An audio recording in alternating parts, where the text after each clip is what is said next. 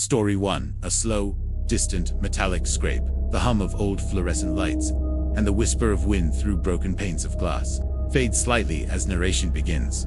The flyer was tacked to the grimy corkboard of a 24-hour laundromat, right between an ad for a lost cat named Mittens and a guy offering to haul junk for cheap. It was printed on sun-faded yellow paper. Night watchman needed, it said in thick, black letters. Blackwood Correctional Facility, no experience necessary, excellent pay. Inquire within. Most people would see that and just ... keep walking. I mean, who in their right mind wants to guard an abandoned prison? A place soaked in decades of misery and violence. But you see, my right mind was currently being evicted. My bank account was a ghost. My car was on its last prayer. And desperate was my new middle name. So, I ripped off one of the little tearaway tabs with the number on it. A week later, I was driving my sputtering '98 Ford Taurus down a long forgotten road in upstate Pennsylvania. Trees crowded in on both sides, their branches like skeletal fingers trying to scratch the paint off my car. And then, I saw it. Blackwood. It didn't just sit on the landscape, it crushed it, a monstrous silhouette of granite and rust against a bruised twilight sky. The main guard tower looked like a tombstone for a giant. The guy who hired me, a tired-looking man named Mike, with a paunch and a coffee-stained mustache, met me at the main gate. The keys he handed me felt like they weighed 20 pounds. They were old, iron, the kind you see in pirate movies. "All right, Jake," he said, his voice raspy, like he'd been gargling gravel. "The job's simple. You sit in the main guard booth from 10 p.m. to 6 a.m. You watch the monitors.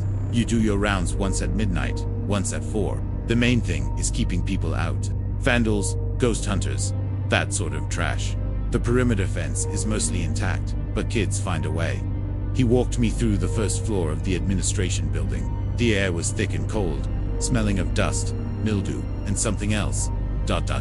Something vaguely metallic and sour, like old blood. My footsteps echoed like gunshots in the silence. "The camera system is ancient, but it works. Mostly," he said, pointing to a bank of flickering green and black CRT monitors in the guard booth. "Lobby, infirmary, yard, cell blocks A, B, and C, that's your world." I noticed one screen, in the bottom right corner, was just a blizzard of static. A label beneath it reads Cell Block D. "What about that one?" I asked Mike. Didn't even look at it. He just shrugged. "Wiring's shot. Been that way for years. Don't worry about it." In fact, he turned to look at me then, his eyes seeming to focus for the first time. "Here's rule number 1, 2, and 3. You don't go to Cell Block D. The gate to that wing is locked for a reason. Structural instability, asbestos, lead paint, you name it. The state condemned it a decade before the rest of the prison shut down. It's a death trap. You don't have a key for it. You don't need a key for it. You just forget it exists. You got it." The intensity in his voice was strange. It was more than just a corporate warning. It was personal. "Yeah," I said, trying to sound casual. "Got it. Forget the block." He gave me a long, hard look, then clapped me on the shoulder. "Good. Easiest money you'll ever make, kid. Just you and the ghosts." He laughed, a short, barking sound that didn't have any humor in it. Then he was gone, his car's red taillights shrinking down the long, dark road until they were swallowed by the trees. And I was alone. The first few hours were exactly what you'd expect. Boring. I drank lukewarm coffee from a thermos, watched the grainy monitors show nothing but empty hallways, and listened to the prison settle around me. Old buildings make noises, groans, creaks, the sigh of the wind. It was creepy, sure, but the paycheck was creepier. It was keeping my fear at bay. My midnight patrol was no. The beam of my flashlight cut a nervous path through the oppressive darkness. Every shadow seemed to twitch. Every drip of water from a leaky pipe sounded like a footstep. I walked the prescribed route through admitting, past the empty cafeteria, and along the main corridors of A, B, and C blocks. The cells were just gaping black mouths, all their doors locked open. The silence in those cell blocks was different. It felt heavy, like it was pressing in on me. I finished my patrol, my heart hammering, and hurried back to the relative safety of the guard booth. It was around 2:30 a.m. when I first heard it. It was faint, so faint, I thought I'd imagined it. A sound that cut through the normal groans of the building. Tap, ... tap, tap, ... It was rhythmic, precise. It sounded like a small stone being tapped against a concrete floor. I muted the crackly classic rock station on the small radio I'd brought and listened. The silence of the prison rushed back in. Nothing. I shook my head. blaming the coffee and the exhaustion. Then it came again. Tap dot dot dot dot tap dot dot dot top dot dot top dot dot dot dot. This time, I was sure. My blood went cold. I scanned the monitors. A blot, empty. B block, empty. C block, empty. The yard was a sea of shadows. Where was it coming from? I strained my ears, tilting my head, trying to triangulate the source. It was distant, but it was coming from deep inside the facility, from the east wing, the direction of cell block D. I told myself it was a water pipe, or a rat chewing on something. Anything but what it sounded like. It sounded like someone, bored, idly tapping a rock on their cell floor. I spent the rest of the night with my eyes glued to the monitors, my hand hovering over the heavy, old-fashioned telephone on the desk. The tapping eventually stopped, fading away as the sky outside began to lighten from black to a deep, bruised purple.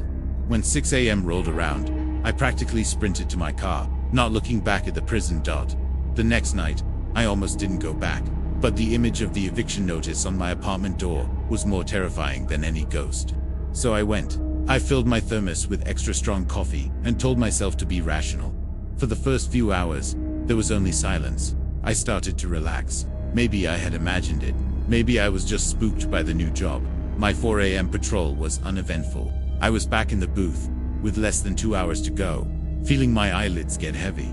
And then it started. Not a tapping. This was different. It was a scrape. A long, slow, dragging sound. SC ray. dot dot dot dot a pause. SC ray. dot dot dot dot. It was the sound of metal on concrete. It was deliberate, and it was coming from the same direction as before. Cell block D. My heart felt like it was trying to climb out of my throat. This wasn't a rat. This wasn't a water pipe. This was a heavy, rhythmic sound that had intention behind it. I stared at the static-filled monitor for D block, my mind racing. Mike's words echoed in my head. Forget it exists. Why? Why was he so adamant? What was in there that was worse than asbestos and lead paint? For 5 nights, I endured it. The sounds became a regular part of my shift. Sometimes it was tapping. Sometimes it was the scraping. One night, I heard something that sounded terrifyingly like a cough. A dry, hacking rattle that echoed faintly down the long, dead corridors. I started having nightmares. I'd dream of that static-filled screen, of the snow slowly resolving into a grainy image of a dark cell, with something just out of sight in the corner. I couldn't take it anymore. Curiosity is a powerful, dangerous thing. It's a hook that, once it's in you, you can't get out. I had to know. I had to know what was making that noise. I had to break the rule. I started my search in the old warden's office. It was a time capsule of decay, papers yellowed and crumbling on the desk, a Rolodex filled with faded names, a layer of dust on everything thick enough to plow.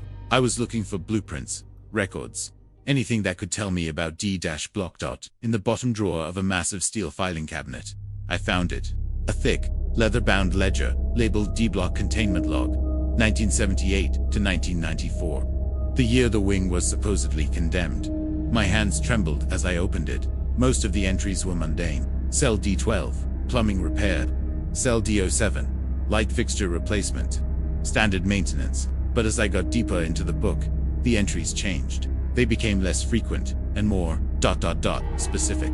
They all referred to a single cell. The last one, 523. March 12, 1988. Inmate stable. Containment protocols holding. Standard feeding schedule maintained. June 4, 1990. Auditory disturbance reported by night staff. Inmate has been ... agitated. Sedation administered via food slot. Containment reinforced. October 31, 1993. Thompson insists we can't keep this up. He's wrong. There is no other option. The integrity of the outer door is paramount. He is not to be released. Under any circumstances. The last entry was from the day before the wing was officially sealed off. July 14, 1994. God help us. We're walling it off. It's not enough. Someone has to stay. Someone always has to be here to watch. The new door is in place. He can't get out. Inmate. What inmate? The prison was evacuated. Who was he? I felt a cold, dread pool in my stomach. This wasn't about structural instability. This was a cover-up. They didn't seal D-block to protect people from it. They sealed it to protect people from what was inside it. My search became more frantic. I needed the key. It had to be here. I tore the office apart. I pulled books off shelves. Emptied drawers. Nothing. Defeated, I slumped against the warden's big oak desk. My hand brushed against the underside, and I felt it. A small, metal hook, taped to the bottom of the desk, tucked away where no one would ever look. Hanging from the hook was a single key. It was nothing like the others on my ring. It was black, forged from pitted, heavy iron, and shaped like a twisted cross. It felt cold to the touch, colder than the room. I knew what it was for.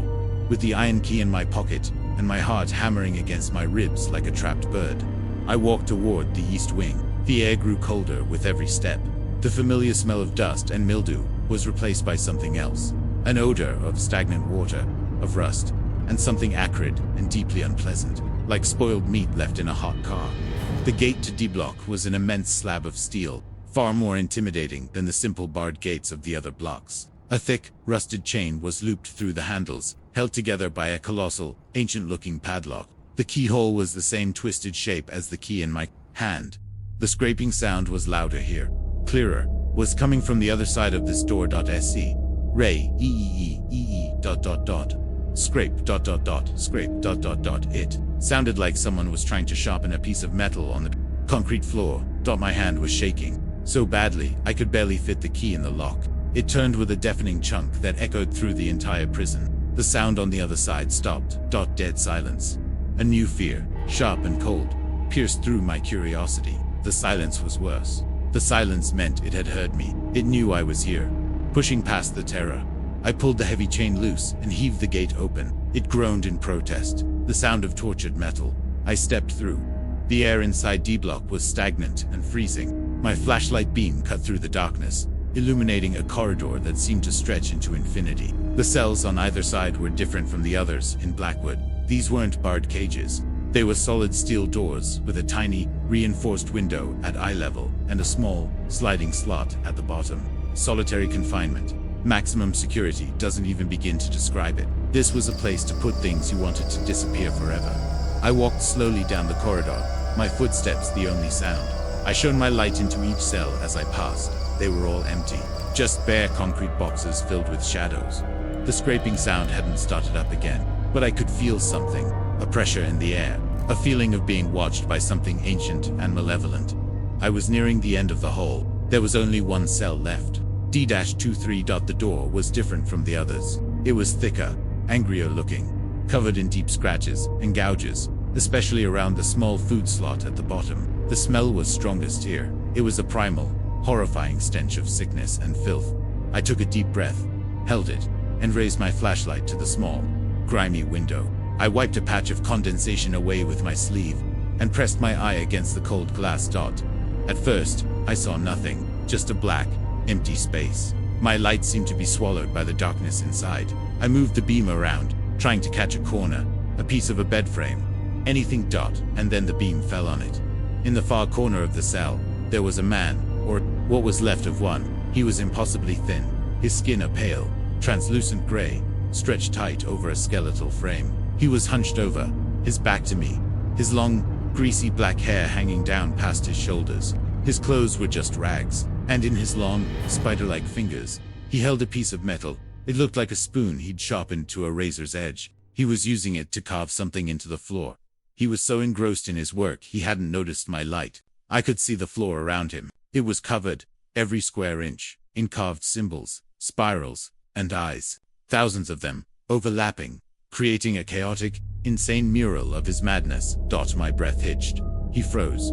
Slowly, deliberately, he stopped carving. He didn't turn around. He just tilted his head, as if listening. The silence stretched for an eternity.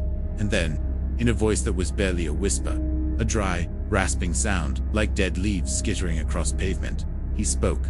"Took you long enough." He began to turn. I didn't see his face. I couldn't. I ripped my eye away from the window. A strangled scream caught in my throat. I stumbled backward, falling to the floor. I scrambled away, crab-walking in sheer terror, my flashlight beam bouncing wildly off the ceiling. I didn't stop running until I was back in the guard booth. The heavy steel door of D block slammed shut behind me, though I hadn't stayed to lock it. I slammed the office door, locked it, and wedged a chair under the handle. I was hyperventilating, my mind a riot of pure, undiluted horror. Who was he? How was he alive? The logbook said they sealed the wing in 1994. That was almost 30 years ago. How could anyone survive in there for 30 years? The feeding schedule, were they? Had someone been coming here all this time? Was that Mike's real job? Then it hit me. The realization washed over me in a wave of I stopped Mike. The way he looked at me, the way he said, "Easiest money you'll ever make, kid." The urgency in his voice when he told me to stay away from D-Block. He wasn't warning me for my safety. He was protecting the secret. And the flyer, no experience necessary. They weren't looking for a guard. They were looking for a replacement. A replacement keeper. My blood ran cold. I looked at the old, heavy walkie-talkie Mike had left on the desk for emergencies. As I stared at it, it crackled to life. A hiss of static filled the small booth. And then, a voice came through. The same dry, rasping whisper I'd heard from the cell, but it was clearer now. Closer. "The old one is gone." The voice rasped through the speaker. "The door is open. It's your turn to feed me now, Warden." My eyes darted to the bank of monitors. To the screen for cell block D. It wasn't static anymore. The image was grainy, flickering.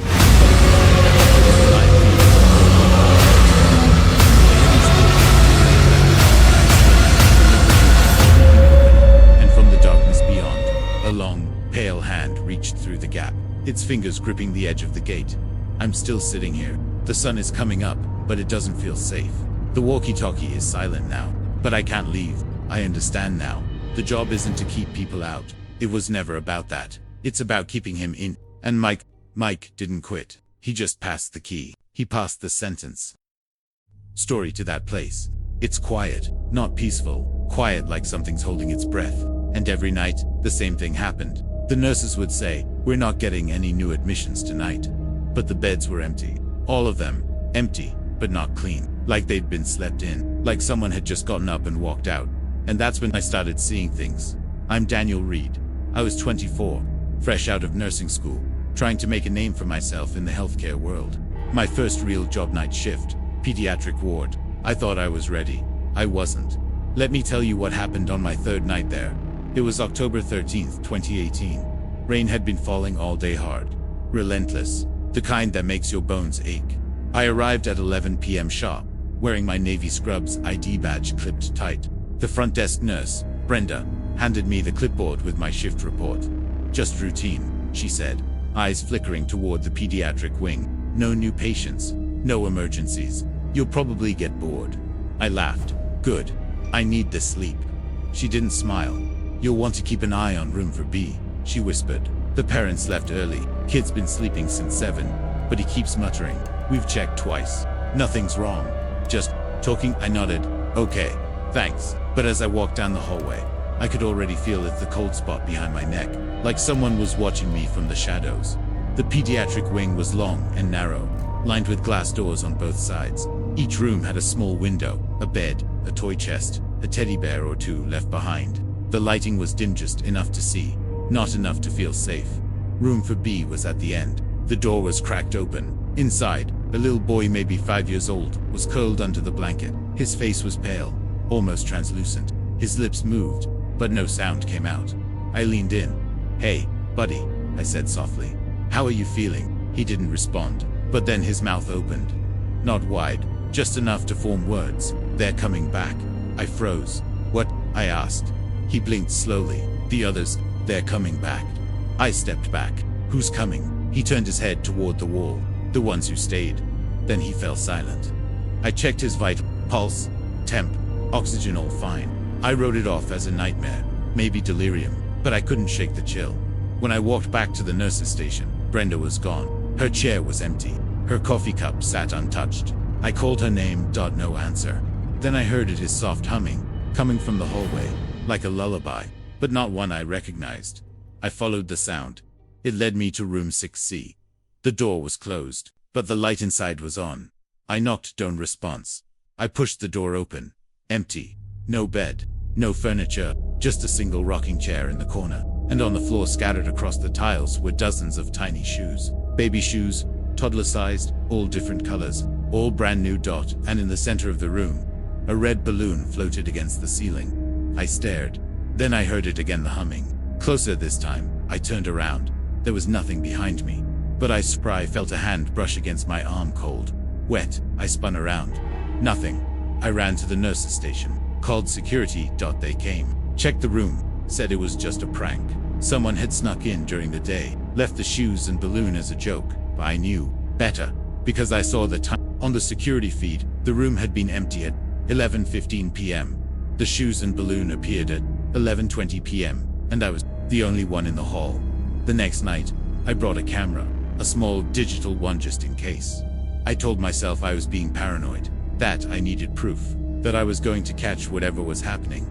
But by 1:47 a.m., I realized I wasn't alone. I was checking vitals in room 2AI. 3-year-old girl named Lily, admitted for pneumonia. She was asleep, breathing evenly. I reached for her pulse. Her fingers twitched, not like a reflex, like she was reaching for something. Then her eyes snapped open, but they weren't hers. They were black, no pupils, just voids. She smiled. "Daniel," she whispered, "you're late." I dropped the stethoscope. What are you talking about?" She sat up. "You promised you'd come back. You said you'd help us." "I don't know what you're talking about," I said, backing away. She stood, but she didn't walk. She floated. And then her body began to dissolve, not into smoke, into sound, like her scream was being sucked into the air, pulled apart by invisible hands. I ran. I didn't stop until I reached the elevator, but the doors wouldn't open. The display read, "Elevator out of order." I pounded on the metal. "Let me out, please." Then I heard it, the laughter, from the hallway. Not one laugh. Dozens. Children, laughing, singing, in perfect harmony. But it wasn't happy, it was hungry. I looked through the crack in the door. The hallway was full. Dozens of children, some in pajamas, some in hospital gowns, some missing limbs, some with faces stretched to wide, standing in a circle. Their eyes were black, their mouths were open, but no sound came out. They were looking at me, and in the center of the circle, my reflection. But it wasn't me. It was a version of me, older, hollow-eyed, wearing a white coat, and in my hand, a syringe filled with dark liquid. I screamed. The elevator doors slid open. I stumbled out. The hallway was empty. No children, no laughter, just the hum of the lights. I ran to the nurse's station. Brenda was there, but she wasn't herself. She looked at me with dead eyes. "You shouldn't have come back," she said. "They're waiting." I asked. "The ones who never left." Then she smiled, and I saw it, her teeth. They weren't human, they were too sharp. Too many. I backed away. She didn't move, but I could feel her watching me. I didn't go back to work the next night. I called in sick. I researched St. Agnes Children's Hospital. What I found chilled me to the bone. In 1987, the hospital had a major fire. Started in the basement, spread fast. The pediatric wing was sealed off, no exit. Firefighters couldn't get in. 93 children died. Most of them were unconscious, sedated for surgery. They never woke up. The hospital reopened in 1989, but the pediatric wing was never fully staffed after that. Nurses refused to work overnight. Doctors avoided it, and the records destroyed in the fire. But I found something else. A handwritten note posted online by a former janitor who worked there in the 90s. Greater than asterisk, they don't leave. Not really. They stay in the walls, in the pipes, in the sheets. They wait for someone who can hear them, someone who will listen. Asterisk. I went back to the hospital. This time, I brought a recorder. I walked into the pediatric wing at midnight. The lights were off, but I could hear them. Whispers, cries, laughter. I followed the sound to room for B. Same boy, same bed. But now, he was awake. He looked at me. "Did you bring the medicine?" he asked. "What medicine? The one that makes us stop screaming?" I shook my head. "No, I don't have it." He smiled. "Then why did you come back?" I didn't answer. Then I heard it. Heartbeat. Not mine. Another one. Loud, slow, thumping, like a drum. I turned out the wall behind me. The four-pole usually stood began to pulse, like something was breathing inside. Then, it split open. Not with a tear, with a gape.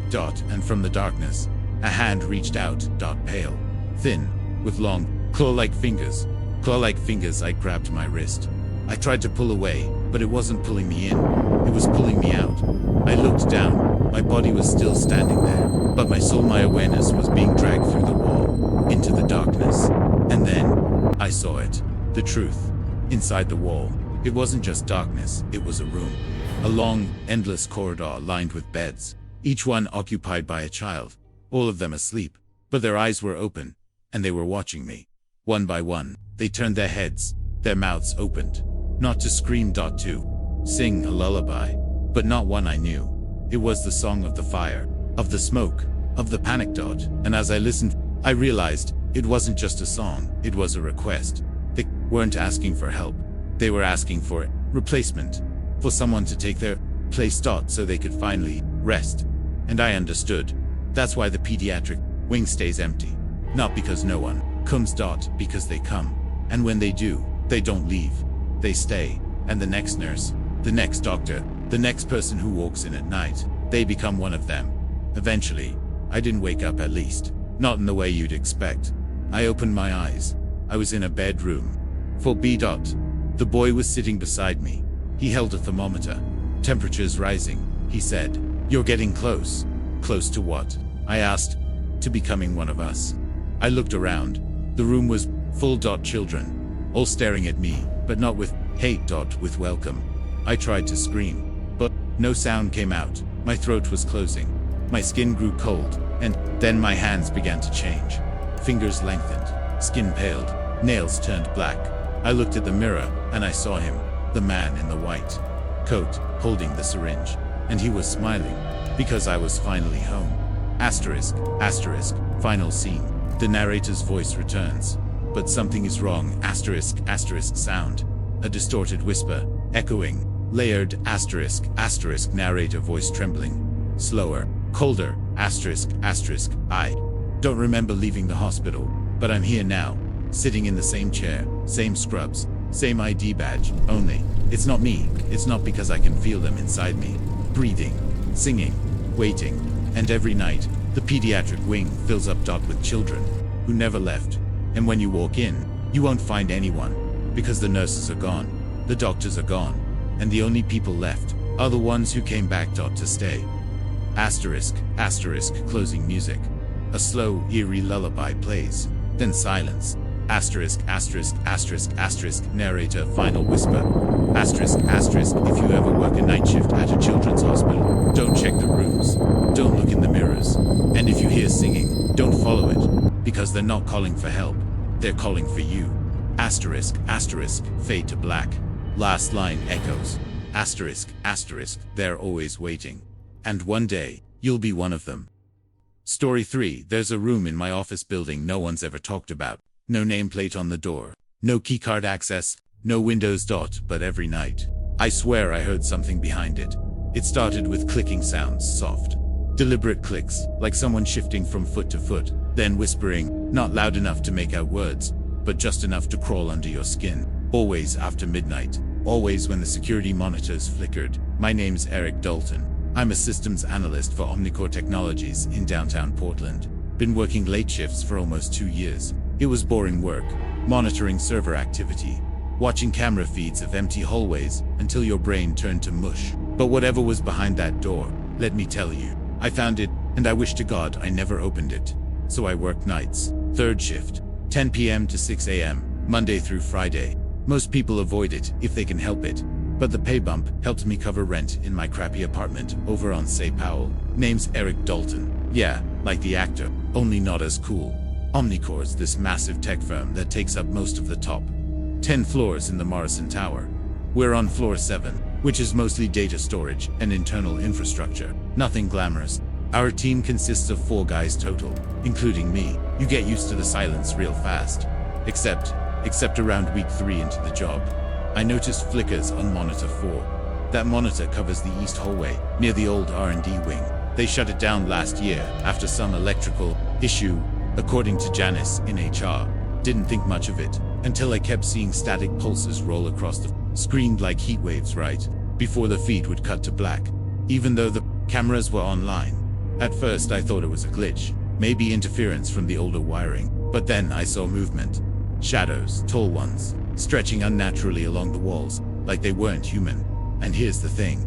None of the other monitors showed it, only camera for east, and always between 12:47 and 1:03 a.m. every single night. After a week of losing sleep, I decided to check it out.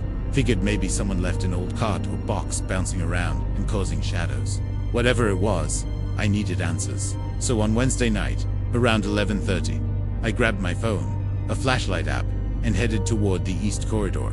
That part of the building felt wrong, like walking through a cold pocket. Lights buzzed overhead, but didn't quite reach the corners. Floor tiles looked newer than the rest of the building, to clean, like someone had recently replaced them. Then I saw it, tucked between two HVAC units, and half covered with a fire extinguisher cabinet. A gray metal door, unmarked. Solid steel, no handle on our side, but there was a pinhole camera above it, blinking red, recording. No way that thing was on any master key system I'd seen. I pressed my palm against it. Cold. Too cold for a sealed room inside a climate-controlled building. My breath fogged in front of me, like I was standing outside in winter. That's when I heard it. A click, from behind the door, not metallic. Something softer, like bone tapping gently against metal. I backed away slowly, heart hammering, told myself I'd report it in the morning. But instead of leaving, I found myself returning each night, listening, watching, hoping it was just rats or faulty equipment. Anything explainable. But then came Friday. It was 12:58 a.m. I was sitting at my desk, sipping lukewarm Diet Coke, when monitor 4 went haywire. Static screech, then a face. It wasn't clear. More like a smear of pale pixels, scrambled together. But it was looking straight into the lens. Eyes too wide, mouth open in a scream that never came out. I dropped my soda, froze, and then the whispers started. Soft at first, male voice muffled. Couldn't make out words, just cadence. Rising and falling like he was reading aloud, but slower, deliberate, hypnotic. I stood there, glued. Every instinct said leave, run. Instead, I leaned closer. That's when I noticed something impossible. On screen, behind the blur of the face, there was writing, scratched into the wall or painted there. Hard to tell, but the letters were jagged. Don't open the door, written in all caps. Fresh-looking paint smeared over deep gashes in the drywall. And beneath it, smaller text, shakier handwriting.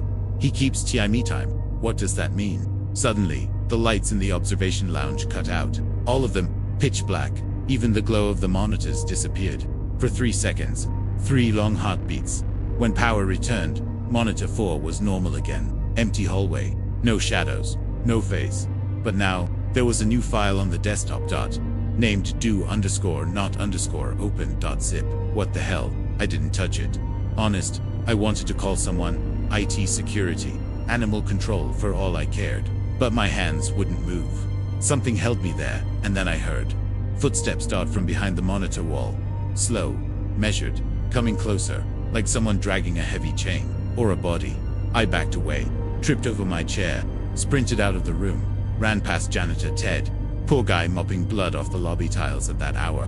Looking at me like I was crazy when I told him what happened. He just shook his head, said, "You best forget what you think you saw, Eric."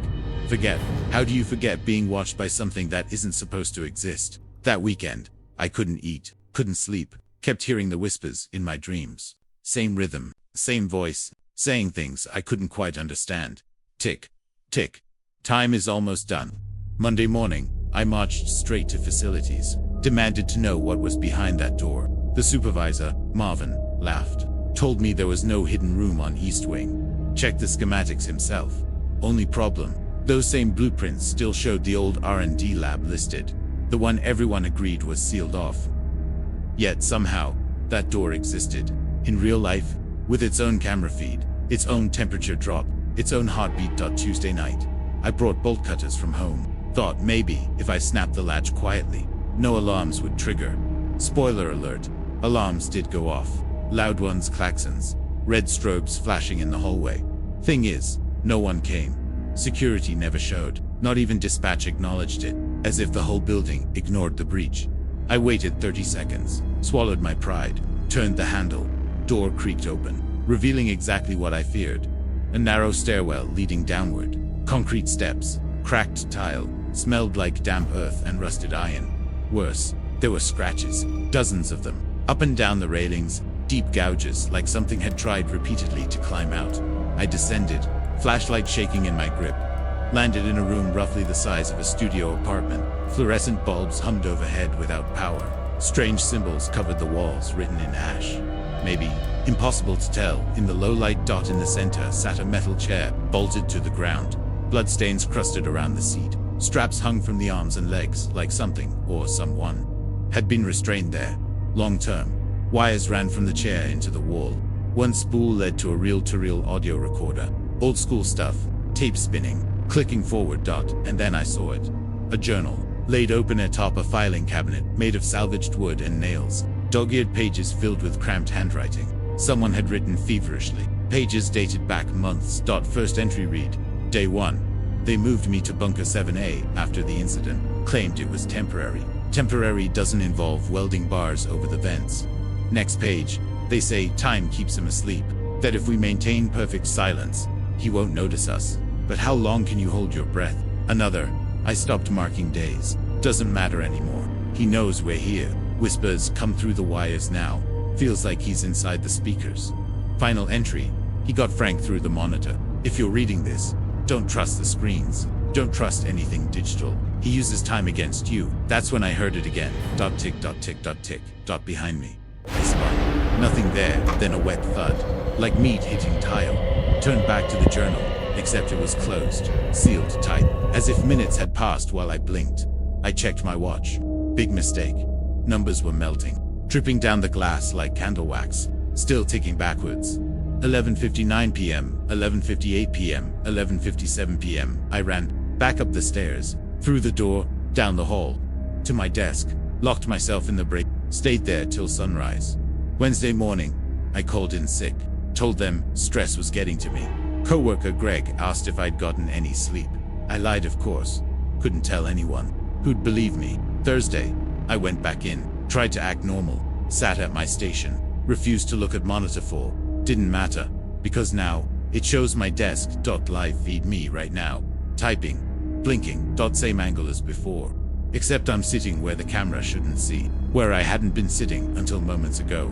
I froze. Looked around. Nobody else in the room. Yet the timestamp reads 3:17 a.m., which means it's looping. Replaying moments I haven't lived yet. Or already have.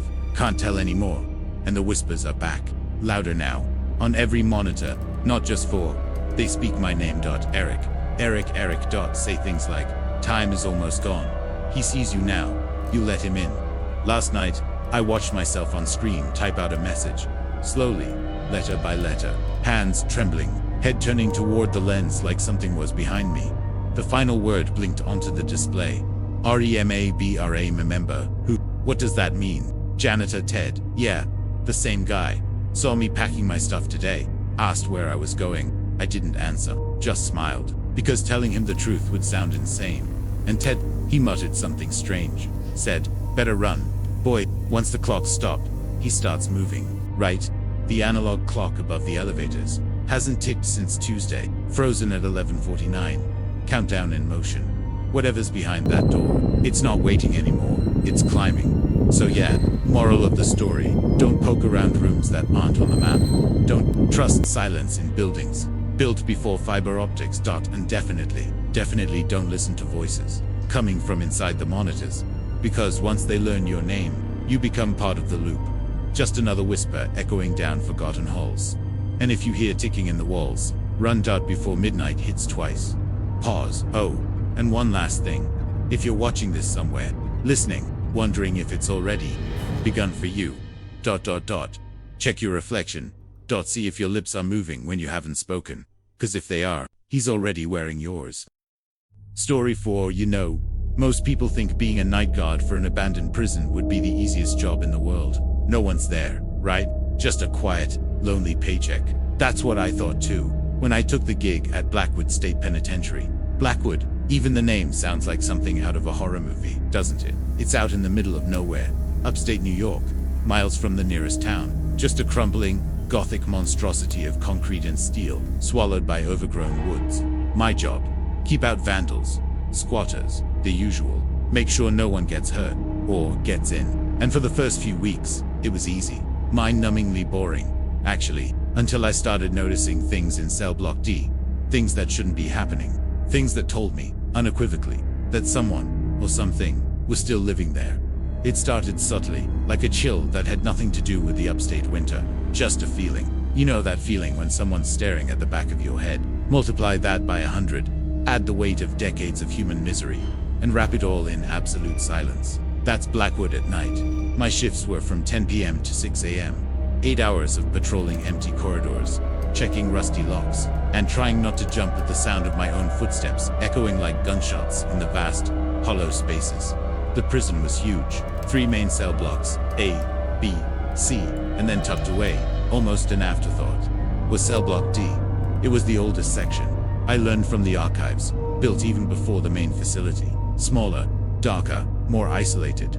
The state records said it was used for the most difficult inmates, the ones they wanted to truly forget. It had been sealed off for years before the whole place closed down in the early 90s. The main gates were rusted shut, windows boarded, but a small admin office near the front still had power. And that's where my little guard station was. Coffee pot, old monitor showing grainy feeds from a few strategically placed cameras, and a desk that smelled faintly of old cigarettes and desperation. My routine was simple: perimeter check, then internal patrols.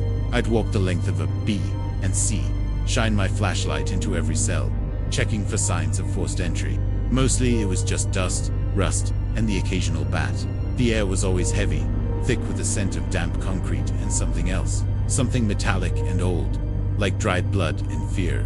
But cell block D, that was off, or so I was told. Don't bother with D, John, my supervisor, Sarah, had said on my first day, tapping a manicured finger on a faded blueprint. It's completely sealed. No way in, no way out. Not even from the outside. Just let it be. Her voice had been casual, but her eyes held a flicker of something I couldn't quite place. Disinterest warning. I listened, for a while, mostly because the idea of going into cell block D gave me the creeps even from the outside. The corridor leading to it was always colder, and the main iron door had a huge padlock that looked ancient, like it had been there since the Civil War. But then the whispers started. Not actual voices, not at first, more like suggestions of sound, faint scrapes, soft thuds, a kind of rhythmic creaking that wasn't the wind. I'd pause, holding my breath, straining my ears, but as soon as I focused, it would vanish. Just the drone of the old fluorescent light in the main corridor. The hum of the ventilation system that hadn't seen maintenance in decades. My mind playing tricks. I told myself, loneliness, boredom, Dodd. Then came the lights. The prison's main power grid was off, save for my small office and a few emergency lights. But sometimes, when I was patrolling cell block B, I'd glance across the courtyard towards the windowless, imposing facade of cell block D, and I'd swear I'd see a flicker, like a flashlight beam sweeping past a barred window, or a sudden, brief glow from deep within, always gone before I could properly register it. My heart would pound, a cold dread blossoming in my chest. But then I'd rationalize it.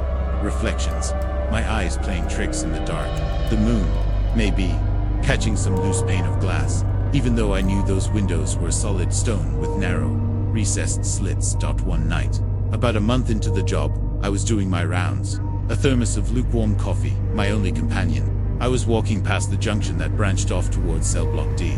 The heavy iron door was still there, still padlocked, still looked utterly impenetrable. But this time, I stopped, because from behind that door, I heard it. A distinct, rhythmic clink-clink, like someone was meticulously chipping away at something. It wasn't loud, but it was absolutely there, cutting through the dead silence of the prison. I froze, my hand instinctively going to the flashlight holstered on my belt. My breath hitched. This wasn't the wind. This wasn't my imagination. This was a sound that had a source, a direction. It was coming from cell block D. My mind raced. A squatter? But Sarah said it was sealed. And that padlock, it looked undisturbed. I stood there for what felt like an eternity. The clinking continuing, unwavering. It sounded deliberate, not frantic, not desperate, just steady. Like someone working on a project, patiently, in the dark. Fear warred with a morbid curiosity. I took a hesitant step closer to the door, my heart hammering against my ribs. The clinking stopped, instantaneously. The silence that followed was even more profound, more unsettling than the sound itself. It felt like whatever was making that noise had known I was there, had been listening for me. I stood there, rooted to the spot, for another 5 minutes, straining to hear anything. Nothing. Just the oppressive quiet. I backed away slowly, my eyes fixed on the door, then turned and practically ran the rest of my patrol route. When I got back to my office, my hands were shaking so badly, I spilled coffee on my uniform. I stared at the grainy camera feeds, scanning, hoping to see something, anything. But cell block D wasn't covered by any cameras. Just a blind spot, a forgotten corner of the forgotten prison. I spent the rest of that shift clutching my flashlight, convinced that any moment, something would emerge from that dark corridor. Nothing did. The next night, I was back. Despite the churning in my stomach, I told myself it was just a nervous reaction, an overactive imagination fueled by too much coffee and too many horror movies. But as I approached the junction leading to cell block D, I smelled it, something rotten. Not the usual damp, mildewy smell of an old building. This was organic, like old garbage, or something worse. It emanated from behind the iron door. My throat tightened. I found myself drawn to the door, against my better judgment. The padlock was still there, untouched, but this time, I pressed my ear against the cold metal. And then, I heard it again, not the clinking this time. A low, guttural murmur, like someone talking to themselves, or talking to something else. The sound was muffled, distorted by the thick steel, but it was undeniably human. A voice, low, ragged, and with a cadence that sent shivers down my spine. It wasn't English, or any language I recognized. It sounded ancient, primal. My blood ran cold. This wasn't a squatter looking for warmth. This was something else entirely. I pushed myself away from the door, heart pounding, adrenaline surging through my veins. I sprinted back to my office, my mind racing. I had to tell Sarah. I had to report this. But what would I say? Hey, there's a zombie speaking an alien language in the sealed-off cell block. She'd think I was crazy, or trying to get out of work. And besides, she specifically said, let it be. I spent the next few shifts trying to convince myself I was hallucinating, but the evidence kept piling up. The faint, almost imperceptible light I'd seen before from cell block D's high, narrow slits became more frequent, more distinct. It wasn't a flashlight anymore. It was a soft, yellow glow, like a bare incandescent bulb. How could there be power in there? The main grid was off. I'd checked the breaker boxes myself, one particularly foggy night. The kind where the mist rolls in so thick you can barely see your hand in front of your face.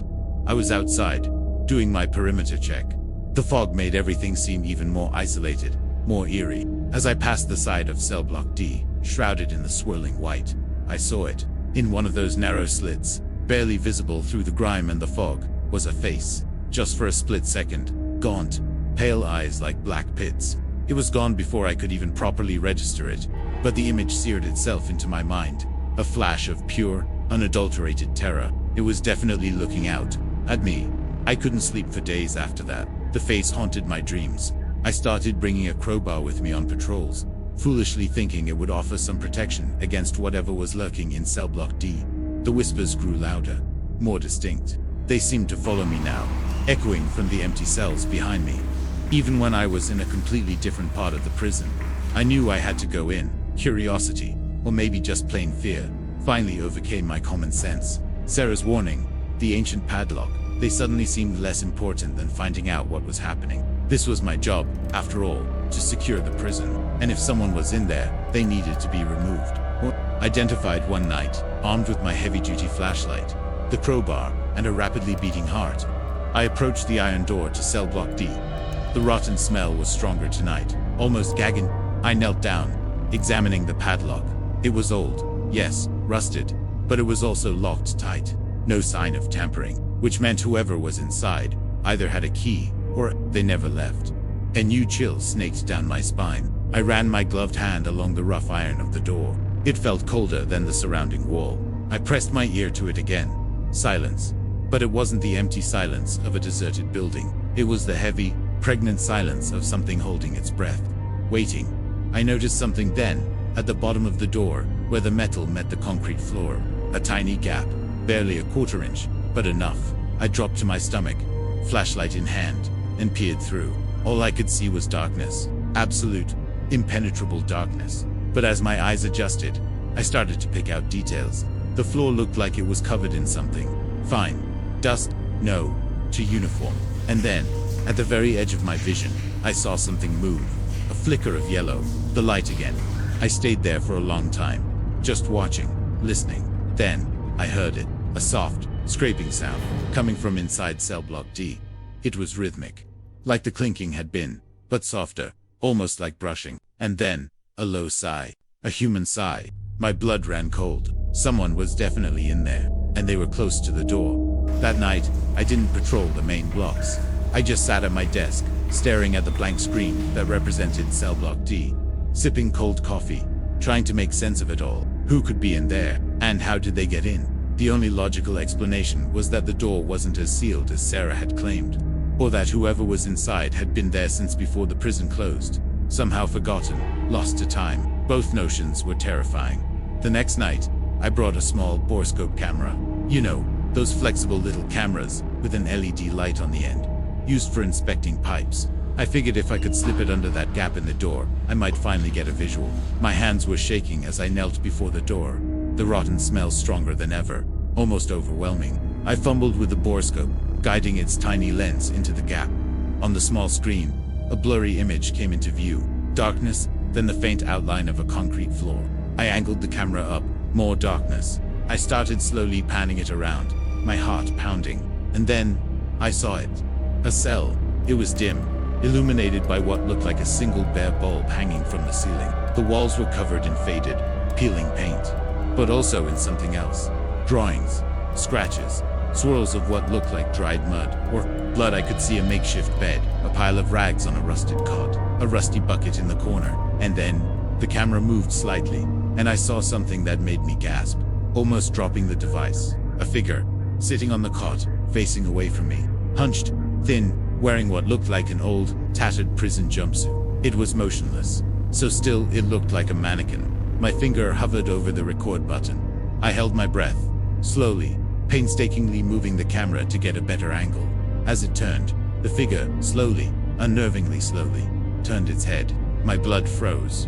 The face I'd seen in the fog, gaunt, skeletal, covered in what looked like old dried-up sores or scars. Its eyes were sunken, black hollows, but they were fixed on the camera, fixed on me. A choked sound escaped my throat. I yanked the borescope back, scrambling away from the door, tripping over my own feet. The screen went black.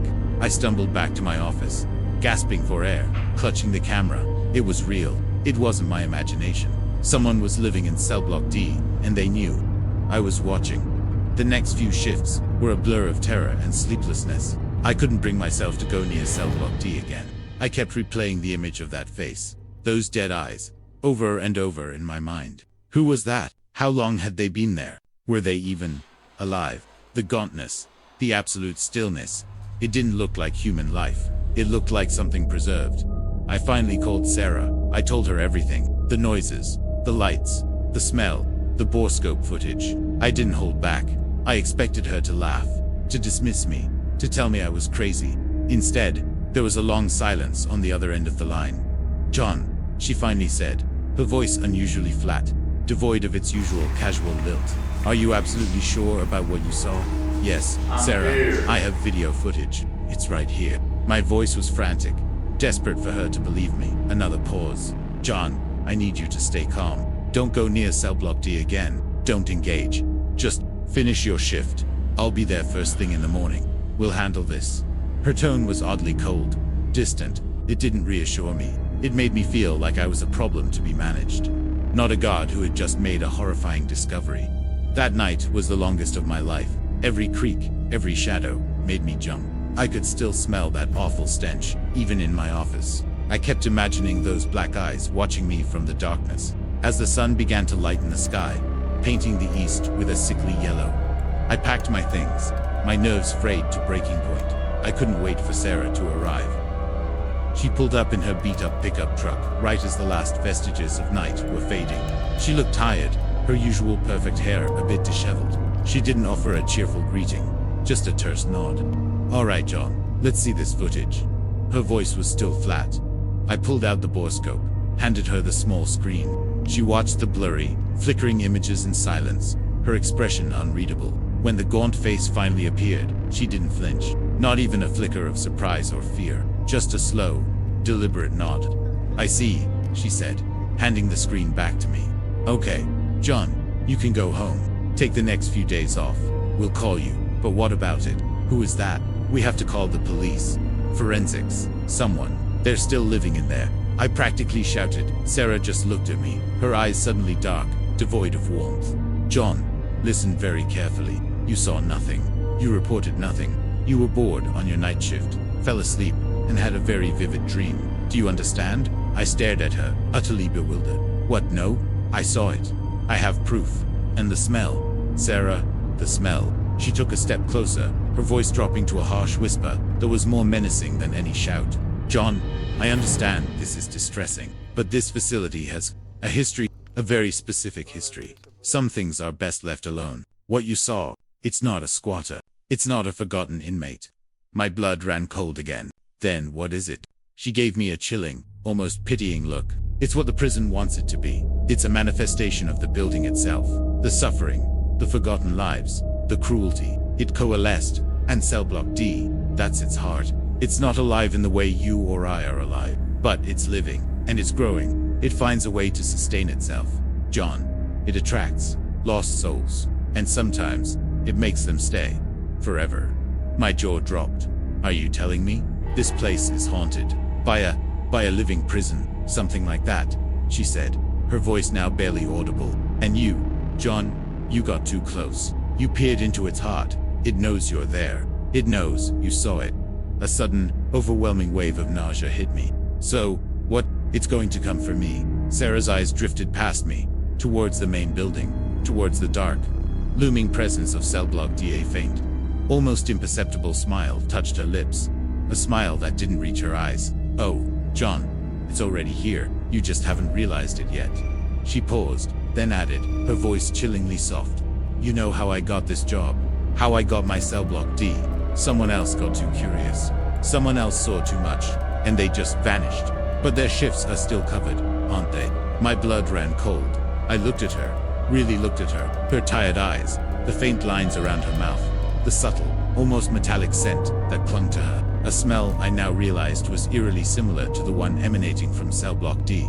And then I remembered the whispers I'd heard when I put my ear to the door, that ancient, primal murmur. It hadn't been an alien language. It had been like listening to a garbled, corrupted recording of something familiar, just out of reach. I remembered the very first thing I'd noticed about Sarah on my first day. Her eyes, that flicker. It wasn't disinterest. It wasn't warning. It was recognition. She reached out and patted my arm, a gesture that felt less like comfort and more like a brand. Don't worry, John. You're going to be fine. Just take some time off. Reconsider your life choices.